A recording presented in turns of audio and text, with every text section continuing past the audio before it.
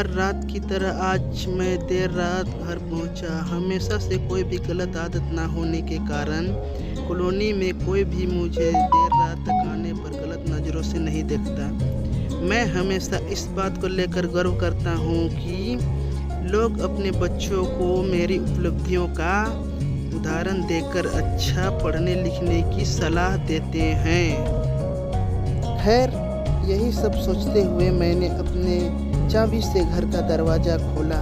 हालांकि मुझे पता था कि जब मैं घर नहीं पहुंचता तब तक दीप्ति को नींद नहीं आती थी, पर मैं अपने 5 साल के बेटे चिंटू को नींद से नहीं जगाना चाहता था। दरवाजे की हल्की सी आहट पाकर दीप्ति हमेशा की तरह बाहर आई। तब तक मैं मुंह हाथ धोने बाथरूम की तरफ जा चुका था और हमेशा की तरह दीप्ति खाना गर्म करने किचन में चली गई। हर रोज ऐसा ही होता था।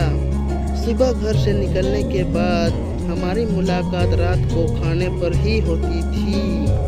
दीप्ति को इस तरह की जीवन शैली से कोई प्रॉब्लम नहीं थी। एक हाई क्लास सोसाइटी में अपनी खास बनाने के लिए हर किसी को इस हद तक तो मेहनत करना ही पड़ती थी। चिंटू सो गया। खाना खाते हुए मैंने दीप्ति से पूछा, हाँ, काफ़ी देर से आपका इंतज़ार कर रहा था, लेकिन फिर इंतज़ार करते करते ही सो गया। दीप्ति ने शिकायत भरे लहजे से कहा, लेकिन हर बार की तरह मैंने मुस्कुराकर बात को टाल दिया। अगली सुबह रात को देर से सोने के कारण हर रोज मैं सुबह देर से ही उठता था, लेकिन जब तक मैं उठता तब तक चिंटू स्कूल चला जाता था। चिंटू की हमेशा शिकायत रहती थी कि मैं उसे कभी बाहर घुमाने नहीं ले जाता और शायद इसी बात को लेकर वो मुझसे नाराज़ था। हमेशा की तरह मैंने उठकर दीप्ति को आवाज़ लगाई और बाथरूम में घुस गया। थोड़ी देर में ही दीप्ति नहाने के लिए गर्म पानी ले आई। तुम नहीं होती तो मेरा क्या होता, हमेशा की तरह मैंने पानी की बाल्टी लेते हुए अपना घिसा पीटा डायलॉग मारा और हमेशा की तरह दीप्ति मुस्कुराते हुए खाने की तैयारी करने किचन में चली गई।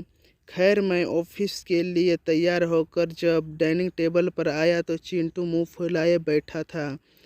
क्या बात है जनाब, आज स्कूल नहीं गए? मैंने प्यार से चिंटू के बालों पर हाथ घुमाते हुए बोला। आज संडे है, चिंटू ने गुस्से भरी आवाज़ में कहा। काम की भाग दौड़ में मैं यह भूल गया था कि आज संडे है और आज दिन में मैंने चिंटू के साथ मूवी जाने का प्रॉमिस किया था, लेकिन आज तो मुझे क्लाइंट मीटिंग के लिए ऑफिस जाना था। मुझे ऑफिस जाता चिंटू को अपना मूवी प्लान खतरे में पड़ता दिखाई दे रहा था और शायद इसीलिए वो मुझसे गुस्सा से बात कर रहा था। पापा, 1 घंटे के कितने पैसे कमा लेते हो? चिंटू ने मुझसे पूछा। चिंटू ने पहले कभी इस रवैये से मुझसे बात नहीं की थी। शायद मुझसे गुस्से में उसने ऐसा कह दिया। लगभग 1000 रुपये, मैंने कहा। क्या आप मुझे 500 रुपये उधार दे सकते हो? चिंटू ने कहा। लेकिन तुम्हें पैसे क्यों चाहिए? मैंने थोड़ा गंभीर होते हुए पूछा।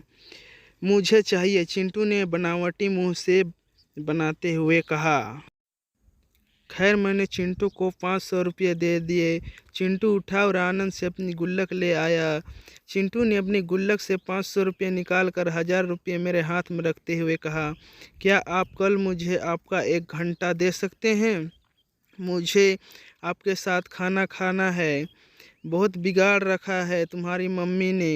चिंटू की इस हरकत पर मैंने गुस्से से चिंटू को एक थप्पड़ लगाते हुए कहा। आज ऑफिस जाते हुए मेरे मन में बस यही सोच रहा था कि इस भागदौड़ भरी ज़िंदगी में क्या सब कुछ खरीदा जा सकता है। हालांकि मैं भी तो चिंटू को यही सिखा रहा था। कहानी का तर्क यही है कि परिवार के लिए पैसा कमाने की चाह में हम परिवार को समय देना ही भूल जाते हैं। ज़िंदगी में सबके बीच तालमेल बिठाकर चलना ही अच्छी समझदारी है। जय हिंद।